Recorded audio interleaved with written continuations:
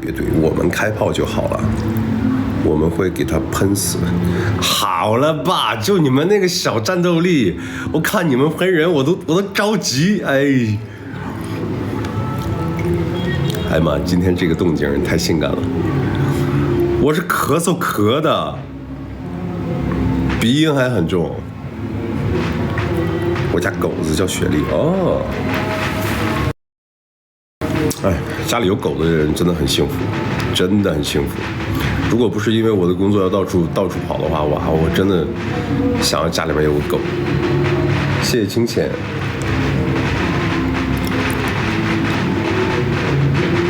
不敢怼太重，害怕影响不好。对，有的时候就是，怕的就是说怼太重了以后会给路人和别人家的粉丝造成一种就是哇，他们家的人好凶哦那种感觉，你知道吧？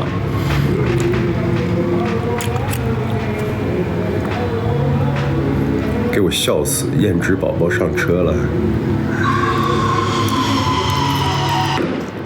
说话语气越来越像面包了，怎么可能？他像我。大家好，我正在菲律宾观看我的偶像的比赛。菲律宾有什么比赛吗？我还真不知道。咋还笑话人啊？我觉得我们可凶了。不凶，你们都可温柔了。咋感觉今天的声音更迷人？因为没有那么聒噪，我没力气了。所以说话声音都小。平时我这么说话的话，我怕你们说我装，我怕你们说，哎呀，今天好能装啊，哎呀，怎么还深沉上了？但我现在生病呢，我怼的可委婉了，是他们战斗力不行，我怼完了他们都不回话，怪无聊的。哎呦，佳佳现在有点独孤求败了，帮我写数学作业，你想你都别想。老实说，我们粉丝也收敛很多，现在看到黑屏就删了，以前是什么。谢谢愚昧911，我有一只，但是我家狗只听我妈的，在家它地位比我高。记得当年被劲舞团自由舞步比背英语单词认真的多。小时候我外婆家的大狼狗死命的追我，差点咬到我。自从那件事，心里也有阴影了。看到狗的直接害怕，绕道走。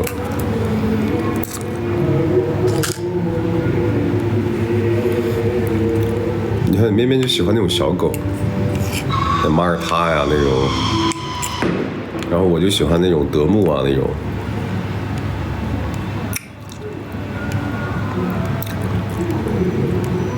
绵绵连不上，绵绵在那个玩游戏呢。绵绵在玩游戏。有什么好事？心情看起来很好。我心情，新一年新气象嘛，当然要那什么了，要开心了。不刷屏哈，面包现在没时间。对，面包现在没时间。老大的那个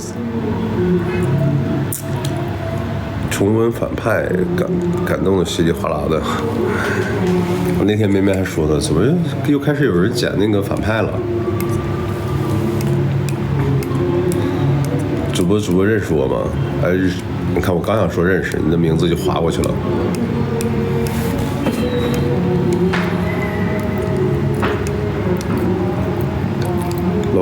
老大说嘴里的西瓜霜像假牙。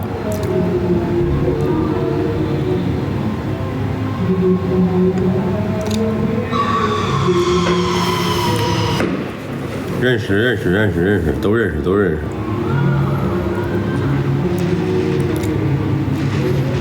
来，有奖竞猜，我手里有几颗糖？1、2、3，哎，猜错了，1颗。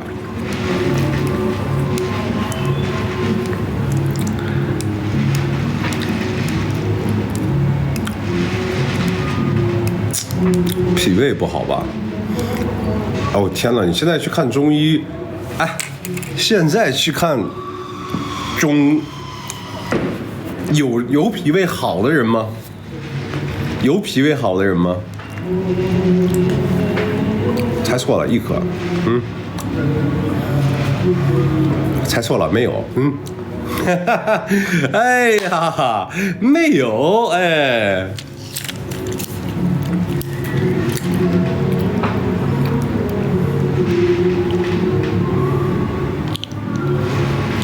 越来越多人演短剧，会不会觉得接下来越来越难？哎，这个问题问得好！哎呀，终于遇到一些什么专业一点的这个我们工作上的问题了。这个人叫诚实小郎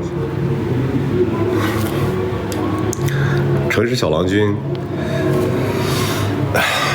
确实会有难度，但是看怎么讲。你也发现了，其实包括今年火的很多人。有很多人都是从横屏下来的，甚至是带着他的经纪团队、带着他的经纪公司下来的。还有一些是女团、男团，还有就是他们也许现在都已经有名气了。然后你看现在今年到了下半年的时候，都已经不光是在横屏的那些人，甚至是有一些明星都下场了，谢谢娱乐人最帅的那个马踏祥云。明星啊，还有明星的团队啊，然后都下场拍短剧了，竞争真的非常的激烈。你看很多人，哇，唱歌跳舞那简直是专业的，因为他原来可能是女团成员啊，或者是像之前就学唱歌啊什么的，就水平越来越高了，越来越卷，实话越来越卷。但是啊，它带来了一个好处。刚开始的时候，现在演短剧的人很多，但都不怎么，这是个人审美问题，人家也有好看的，但是问题是啥呢？就是它给短剧带来了多样化。你看，其实我说的那些人啊，已经有的人在短剧的这个赛道上大放异彩了，已经有人在短剧上已经崭露头角了，甚至已经拥有了自己很多的粉丝。那你看这样一来的话，短剧的所谓的短剧其实没有什么明星啊，其实都是，谁家的公司强，或者说是谁家的资源好，或者说是谁的本子更好，什么什么乱七八糟的。在这种情况下，你看，是不是有一种百花齐放的感觉？你往前看，是不是原来的各种的那个你们熟知的人，他们还在，有一些特别熟知的一些所谓头部演员还在。然后呢，有些人确实是被舞台淘汰了，各种原因淘汰了，也许是业务能力的问题啊，也许是个人的那个方面的原因啊、因素啊什么的，全都有。但是你看，留在舞台上的人越来越多，越来越多样化。有我们这里有肌肉男，有这个阳光小奶狗，有这个清爽霸总，有这个油腻霸总，有这个各种各样的什么类型人都有。这样的话其实也是个好处，就是更加的多元化了。老大摆弄啥呢？我把瓶盖开开了，来干一个，走一个。我妈把药给我装上了，忘了给我装管了，忘了给我把管给我装上了。我就每次喝的时候我要抠瓶盖。来，走一个，干杯。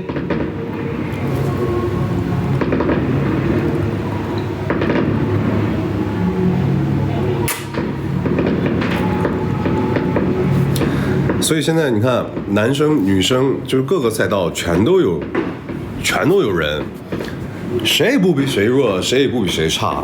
然后萝卜青菜各有所爱嘛，大家每个人喜欢的人都不一样，所以说它也是有好处的。卷，真卷。刚才那个什么，那个大将也说了，那个大将说就是说现在非常卷。实话，一看就是酒人。我不喝8+1，我是一点都不沾的那种。我在家里面跟我爸也好，还是跟面面爸爸也好，我都不喝。然后那个，所以说各有各的好处。卷是真的卷，但是呢，对于短剧来说，它长久的来说，那不是好事吗？那我甚至巴不得有一天，是不是？但不可能啊，肯定是不可能。我巴不得有一天，是不是？你看，其实年底的时候都已经到什么程度了？李连杰，然后参与制作的短剧，我当时都看呆了。我这么多明星下场，这应该是腕儿最大的了吧？他是什么地位啊？对，还有朱时茂老师，对。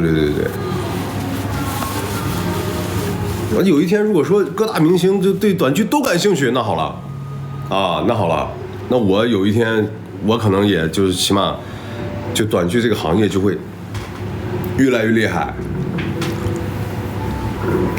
所以好事也是好事，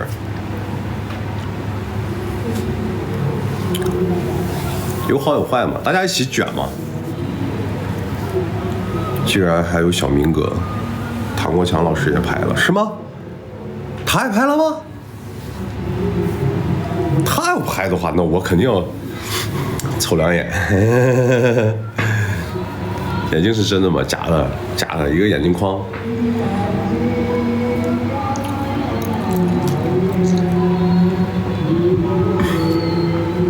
吴刚老师，吴刚老师和那谁的，老刘的，本子最重要，是的。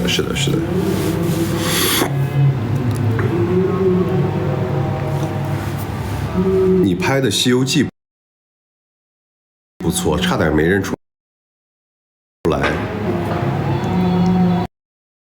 《西游记》，我怎么？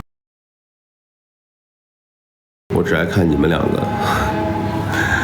好，那你就看我们两个，把直播做成主业，天天陪我们聊天，你胡闹呢吗？这不过现在这么多人演短剧，要拿到好本子是不是不容易？是的，你这个问题又问到点儿上了。哎，你这个人，感觉对短剧的这个专业一点的东西还挺有研究的，很难拿到好本子的。有的甚至剧爆了，剧是爆了，但其实不是什么好本子。实话，不是什么好本子。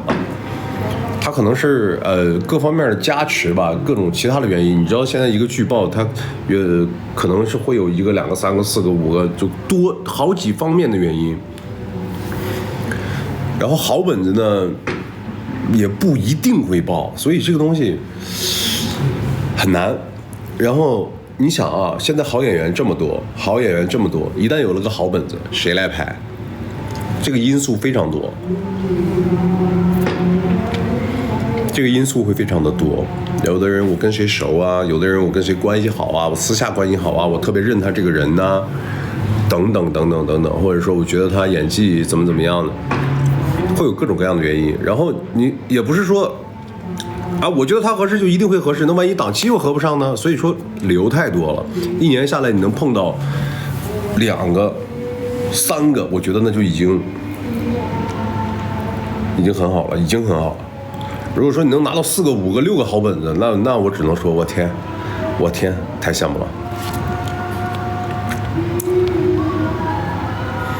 你没看，有的时候就是不一定，我不是指某一个啊，我不是指某一个剧，我不是指某一个剧。大家有没有发现，就是很多剧有的时候挺爆的，但是会有人吐槽他的剧本，吐槽他的剧情，或者是吐槽他某一方面的东西。所以说他爆原因很多。我直播写了3个题了，看直播写了3个题。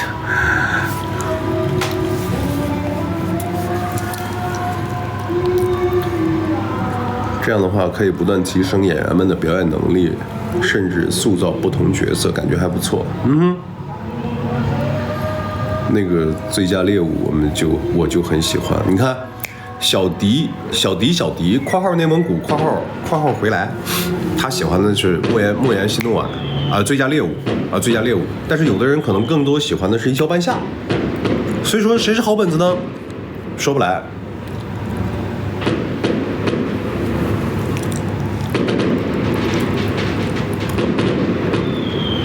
很多吐槽的是重生剧，但是重生剧你要有一个点啊，重生剧本来它就重生就很扯，所以你不要太指望，就是说重生的本子有多么的讲逻辑。能明白吗？他能有多讲逻辑？他都重生了，他能多讲逻辑？这个炮放的，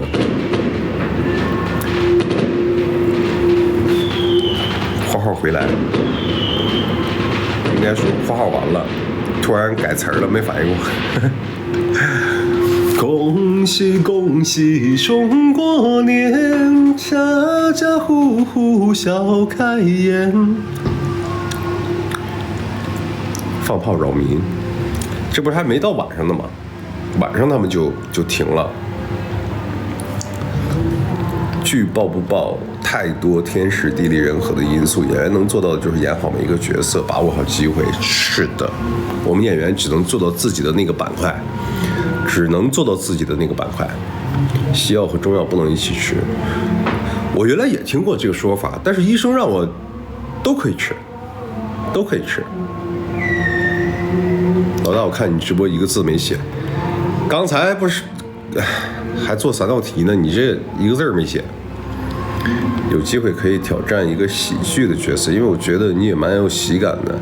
看看昨天那一张帅照的最后一张，我是有的，我的喜剧节奏其实还可以的，甚至，自吹自擂的一句，就是那个贪财小娇妻，很多的节奏点和一些词儿都是我去加里边的。你比如说，我说，我们在走戏的时候，我说宝儿，你可以那啥，就是他最后不是，然后就走了。我说你可以打我一下，我说你打我一下，你就去捶一下，然后我就回头看你，然后你再走，然后他就说我觉得行，我会有很多在喜剧这方面很多的小点和一些节奏，我都有的。我演喜剧还是行的，只不过是我演喜剧的时候，可能我不是比较搞的那一个。对，东北人自带喜剧细菌。这个555不错啊，555不错，把作业写完了，可以啊，比刚才那一个字不动的强太多了。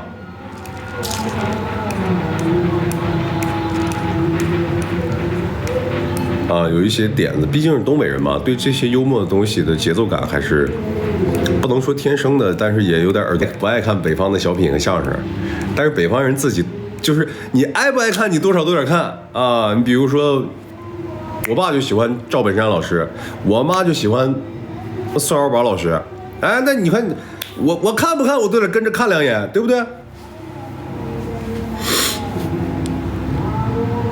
我作业还没写完咋整？写作业去咋整？你说咋整？咋的？你想把作业丢到法国去？我喜欢赵丽蓉老师，赵丽蓉，是。金枝玉叶酒，180一杯，哥，怎么5个哥呢？哥，哎，现在多少热度算爆？是以平台的爆字为准，还是只有甲方后才能看到？明明剧很好却不标爆。哎呀，这个问到我了，有点难，还是尽量看这个平台标出来的爆吧。这个问题我懂的呢就不好讲，我不懂的呢那就更不好跟你说了。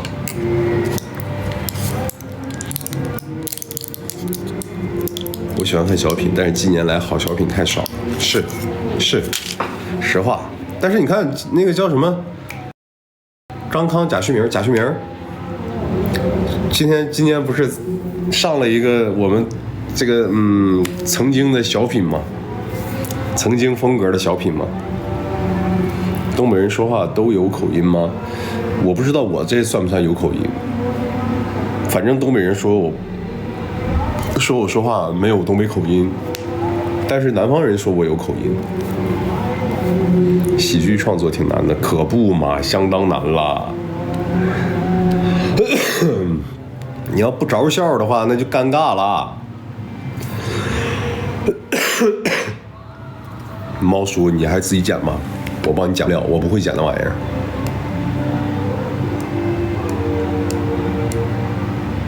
东北人不觉得自己说话有口音，是他们听我说话也觉得我没有东北口音，但是所有南方人一听就说我是东北的。奇怪，我还没有看到弹幕，等老大读完了我才能看到。你卡呗，你网络延迟呗。写人奇妙夜，那还说啥了？那都是人才汇聚地。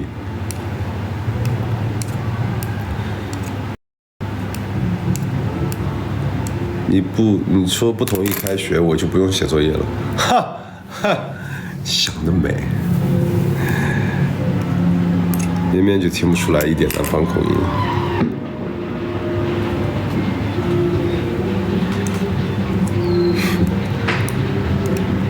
认识杨一路吗？这是转告的偷羊，你告我就行了啊。是不是要进组了啊？快了，主播越来越优秀，主播最适合演短剧，好本演的特真实，重要的很有风范，大富豪老板的样。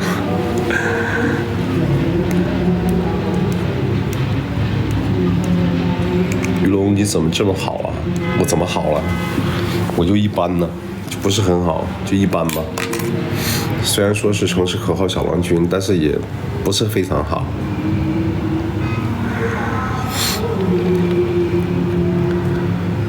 哎呀，第一次在直播间弹幕被老大读出来的感觉，像古代皇帝翻牌一样。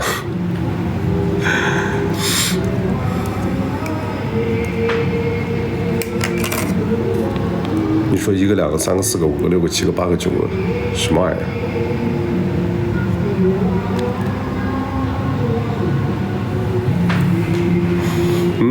谁送个花开富贵啊？哦 ，Kitty。谢谢琪琪面包。为什么你们演的明明很好，演技剧本都好，为啥流量不行？反而那些爆剧有些真不咋地。哎，你这个话题说的有点偏哦，你有点偏心哦。我们的剧本真的很好吗？我们两个演技真的很好吗？就这个东西，每个人都有他自己的理解。你认为我们演得好，但是有人也认为我们演得很烂。你认为我们这个剧本很好，但是人家认为别的剧本很好。我这个各有所爱。我作业还有一大半，还有几天就开学了。Oh yeah！ 我已经过了写作业的年纪了。Oh yeah！ 但是我知道你那什么了，你这个心情一定很糟糕。关上你的手机，关上你的 iPad， 关上你的电脑，你可以去认真写作业了。你俩25年资源。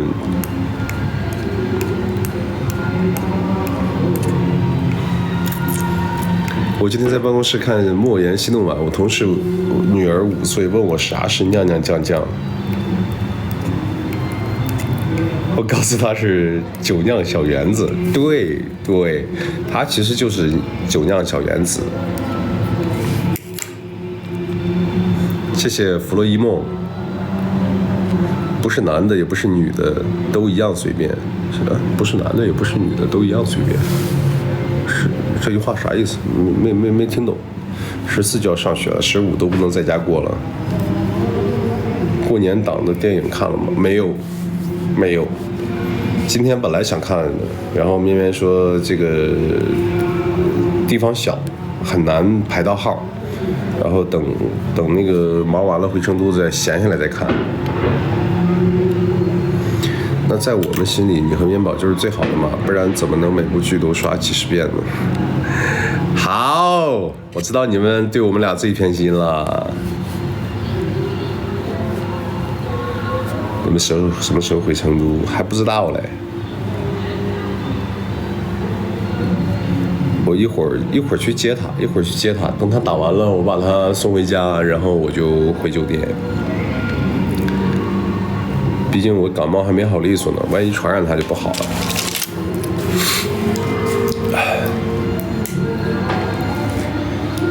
凭什么你们作业都写完了？因为我没有作业啊。气不气？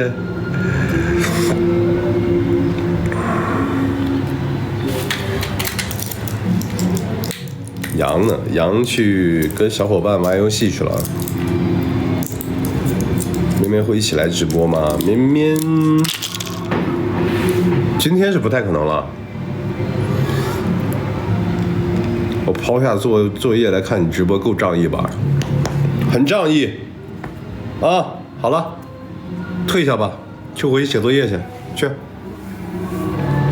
你的仗义我已经收到了，好不好？你的仗义我已经收到了。退下吧，去写作业去。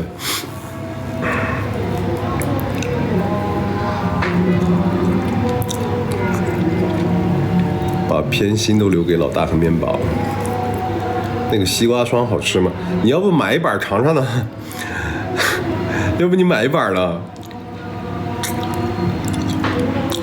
好好学习，哎呀，有作用！我跟你说，别说没作用，有作用。你好好学，你就完了。以后你想看直播、追星、看剧、旅游，什么什么玩游戏，巴拉巴拉，你相信我，以后你有大把的时间，大把的时间给你。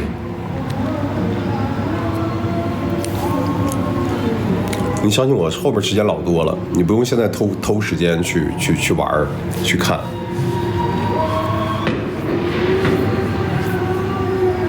谢谢小羊煮鱼香肉丝。买菜的时候也不用函数来，那数学有啥用？我知道函数、微积分这些东西可能在日常生活当中用不上，但是你在学习的过程当中会不断拓宽你的认知、思维能力等等等等等等。你一些隐形的收益，你可能没有把它 get 到。我知道有一些东西没用，但是你相信我，它有一些东西它有用。我不劝了，我不劝了。再说又说我什么爹味儿了，什么巴拉巴拉的，我就说点到为止，兄弟们，哎，点到为止就到这儿了。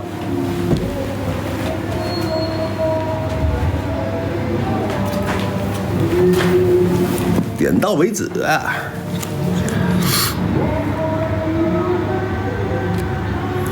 你可别鱼龙劝学习，到时候传上去又说我什么一身爹味儿，劝人家。哎，我跟你说，他们连劝都不会说的，是说我说教了又，我才不说嘞，我才不说嘞。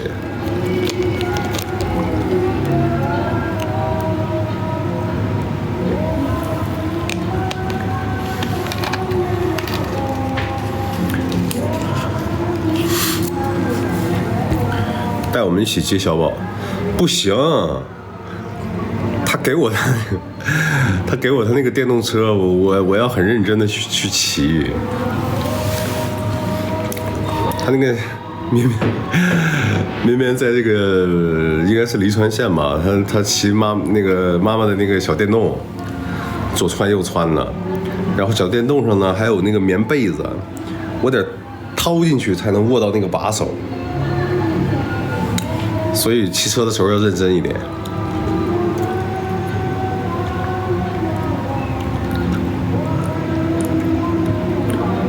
宝宝说什么都是对的，我要好好学习。我老爹也感冒了，老大你用什么梨水？电动车不能带人。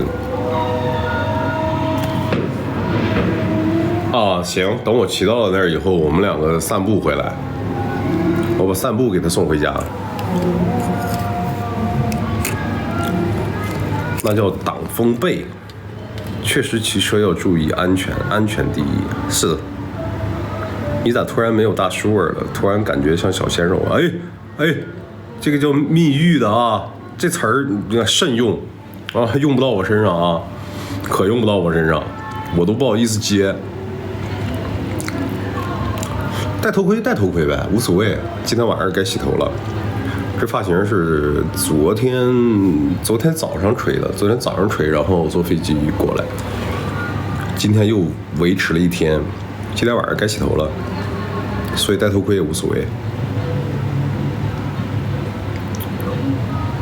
有人看到绵绵骑电动车宰你，没有的事儿，没有。一小半下雨，面包有好多小表情、小动作。一笑半夏和那个贪财小娇妻，它都有好多的小表情、小动作。小杨给护肤了吧？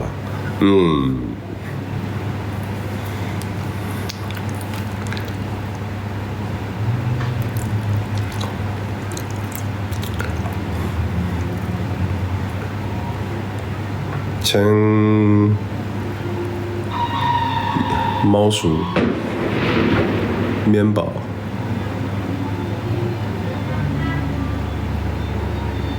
你们如 M， 我爸接电动车拖我还没上车，他以为我上车了，他就跑了，我在后面追了很久，他没有听到我叫他，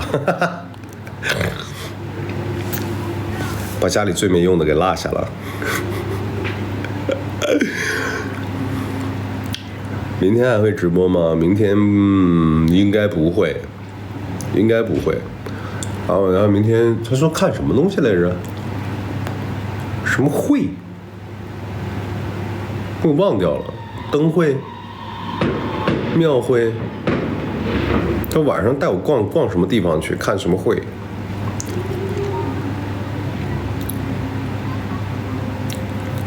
拍照就算了，不拍了。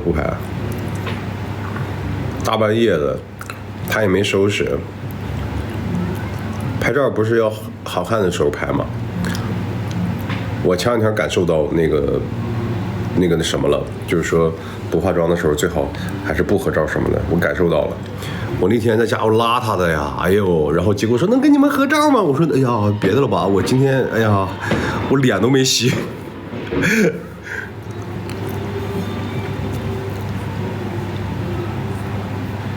老大，你认识 TSY 吗？你好歹打个中文名呢。老大，我10级灯牌了，谁10级灯牌了？池恩。好家伙，你都10级了。虽然我不知道什么概念，但是我感觉不低了。哎呀，总裁，那个幸会，过年好。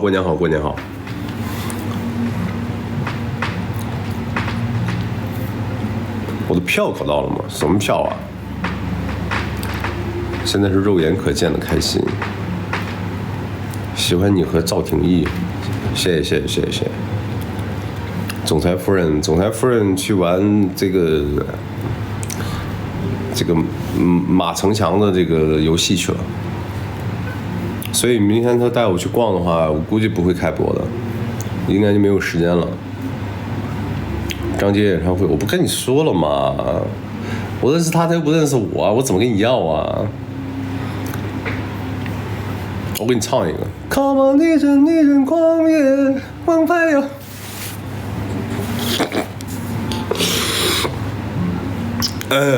别为难我了啊！别为难我了。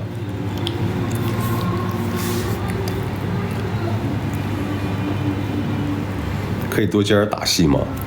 很难，面包已经不太让我打了，已经不允许我去打了。以前我看短剧，我妈不理解，自从我给她推荐了你的短剧之后，她就爱上了短剧。你像拍，最后原来我就是拍男频的，她也知道，然后也曾经问过我，如果再有男频的好本子来找你的话，你会接吗？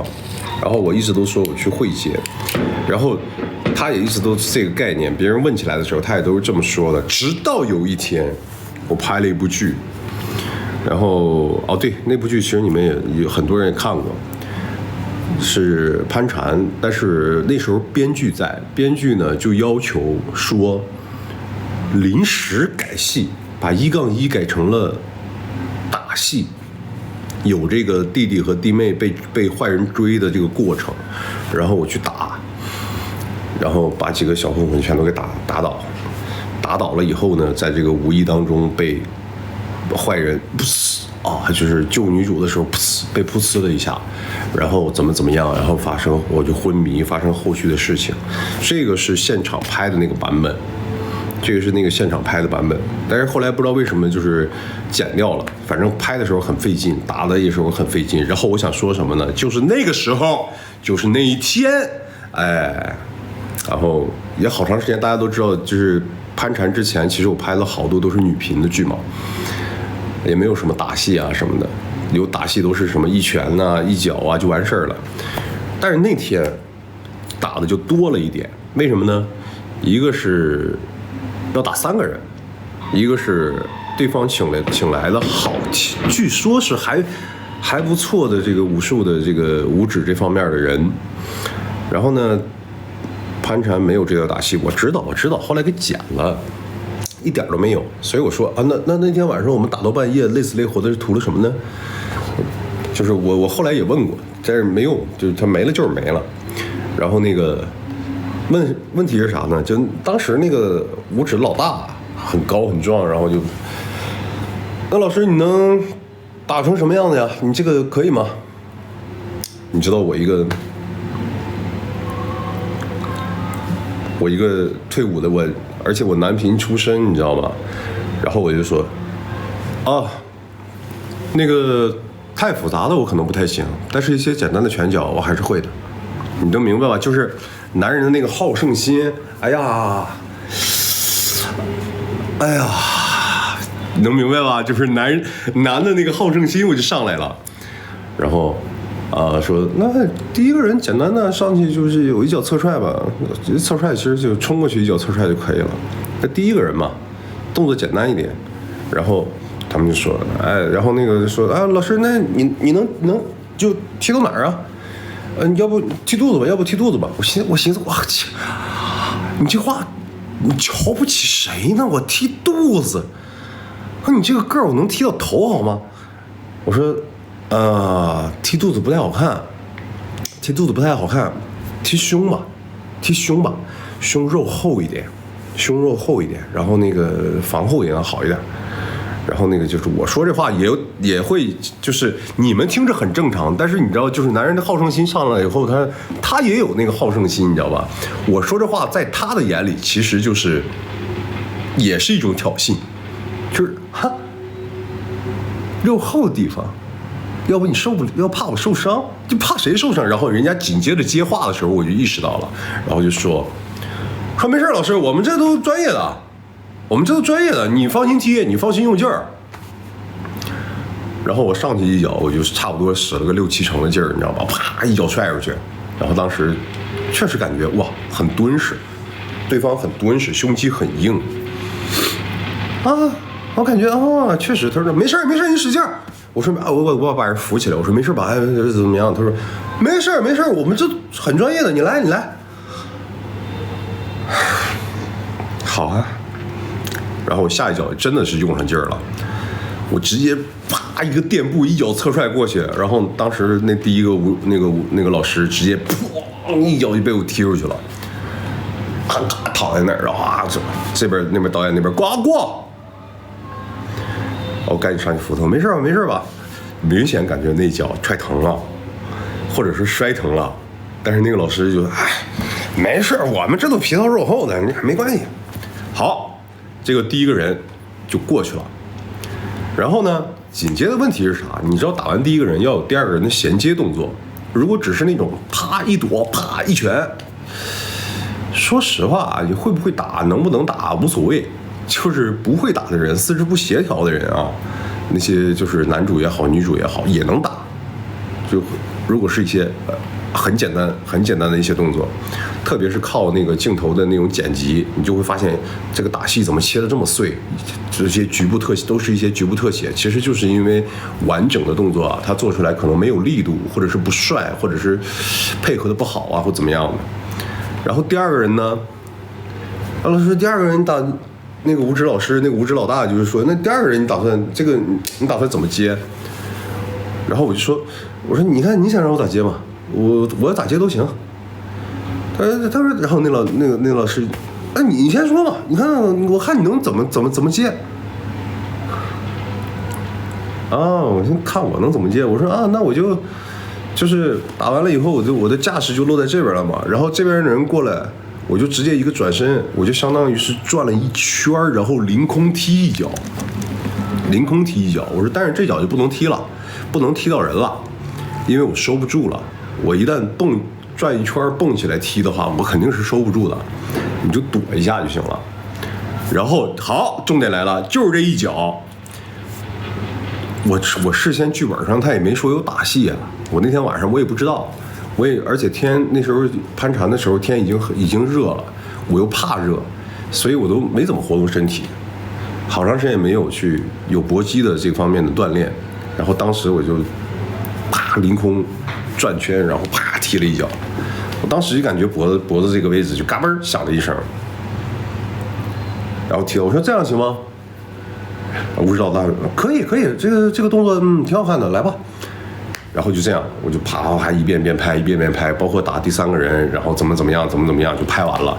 但是啊，兄弟们、姐妹们，但是啊，就这个时候，我的脖子一直都觉得有点不得劲儿，然后我一直还都在活动。我不知道你们有没有印象，那段时间直播的时候啊。闪，其实那一下闪得非常厉害。那段时间直播的时候啊，我都是那种就是谁叫我？我不知道你们记不记得，就那天晚上打完了以后，然后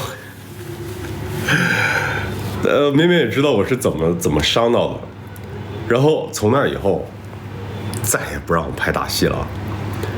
然后有的时候拍的时候，导演还会问那么1嘴2嘴，比如说，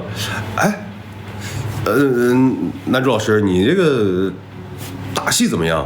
我想在那哪给你加那么一小段，然后我说，然后我就条件反射的，我就想正常回答，你想怎么打？然后这个时候绵绵就说不行，他打不了，然后紧接着就不行，他打不了，然后紧接着一个眼神。非常的犀利，你知道吗？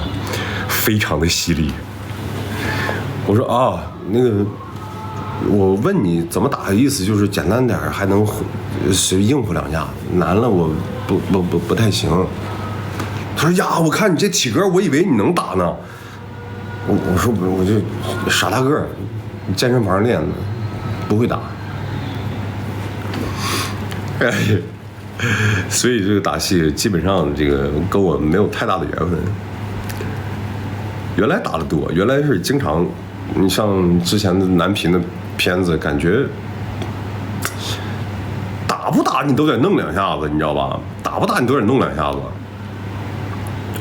对，之前我记得还有人剪过我的那个打戏，虽然说那个镜头其实已经被剪得很碎了，当时过招的时候，吴志老师还说呢，说其实你打到这个力度和动作，其实已经可以放那个全景去看了。但是我看后来剪出来的还是一些特写。我那段动作其实已经完成的很不错了。现在不炫耀，打不了。我傻大个儿，我打不了。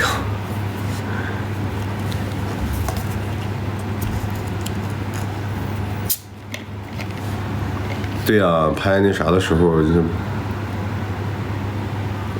谢谢白云的2个随机舞蹈。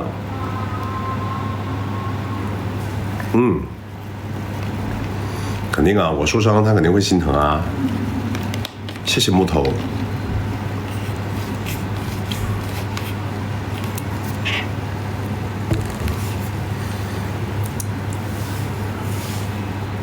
老实说，你的打斗场景相当不错，一般吧，有的还行，有的我都不太满意。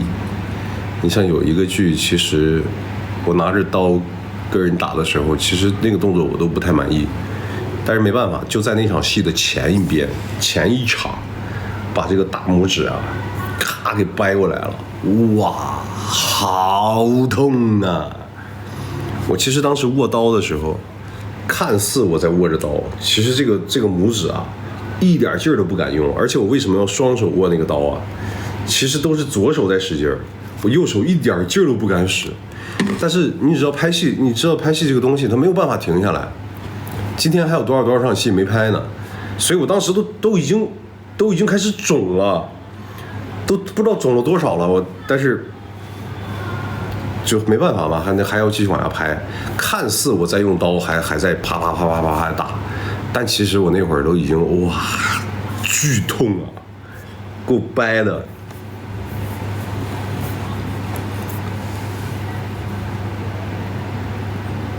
你是小号？谁呀？猫叔的小号吗？手骨折那次是，那还不是正儿八经的打戏，那是我们的二搭吃傻千金。那部戏只是正常的就这么一拳一拳的去就打渣男嘛，就一拳一拳的去打。结果呢，刚好是我就没使劲嘛，谁也因为本来就没有要求你打到人，谢谢弗洛伊梦，本来就没有要求你打到人，所以说你没有必要去转拳。我的手都是空的这样去挥的，都没有握实，然后呢就碰到了沙发角，沙发靠背的那个角角，那个角角看似好像就是软软的，但其实里面就是木头，纯木头。我当时一下子就空拳嘛，一下子就挥上去了，然后嘎巴。当时我就觉得完蛋了，出事儿了。我当时还要坚持拍来着，其实我那个手啊，就这个位置，已经跑到这儿来了。这个位置已经跑到这儿来了，然后这个手整个是错开了，我说没事，反正这个先把这场戏拍完嘛。然后明明把我手一拿上来，都这样了，你跟我说没事儿。他一下就怒了，然后当时那个工作人员也说啊，不，这手都这样了，就看着很吓人，骨头错位了，说赶紧去医院。当时挺凶的，就是看起来，就换了一个字，黑黑分辨率高。你在。哇塞，听到都觉得痛，还好啊。其实说实话，我当时受伤的那个痛啊，完全不如医生给我正骨的时候痛啊。然后医生给我正骨的时候那个痛啊，都不如10天以后我去复查的时候，他说长得有点歪，然后强行给我拽回来的那个痛啊，强行给我拽回来。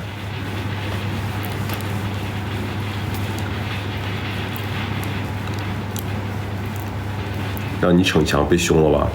后来我拍啥的时候啊，其实就是也是那时候也是年后不拍，那个时候我记得还有人磕这个吃傻千金的那个，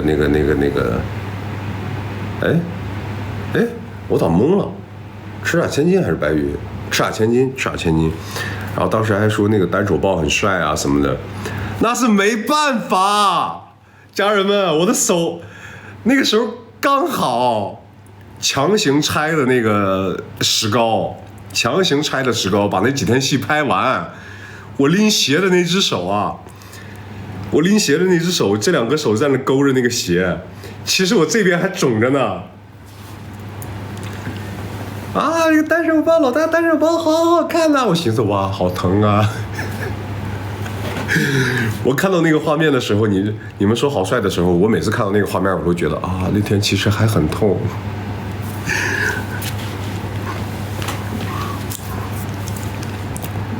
拎的是包啊！我当时反正拎啥不重要，但是我就觉得当时那个东西很轻，但是它会牵扯到这边，本身是很轻的，但是拎着的时候就会，而且还要晃，稍微有点晃，其实还会扯到那边。昨天才重新看《吃傻千金》，谢谢韩华平的小跑车，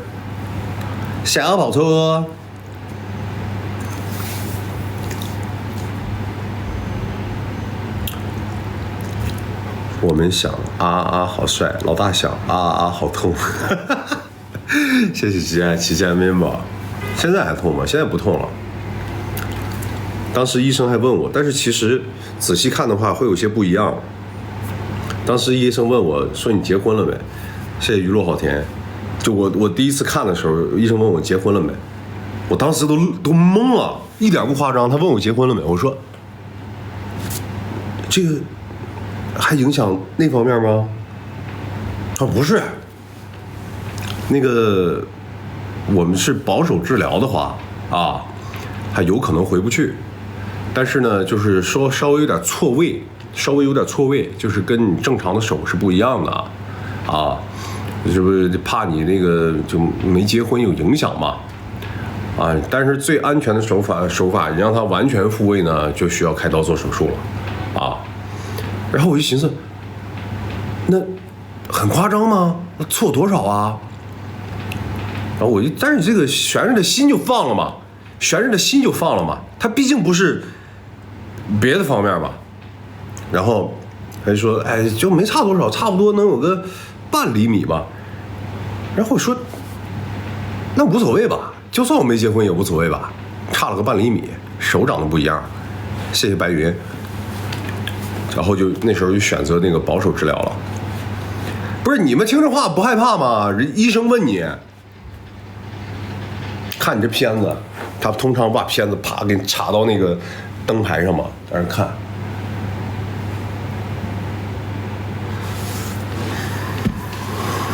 那个，你结婚了吗？啊，我这一句话你们不害怕吗？我以为影响那啥呢，那我吓死了，我都。你告诉你们不害怕呀？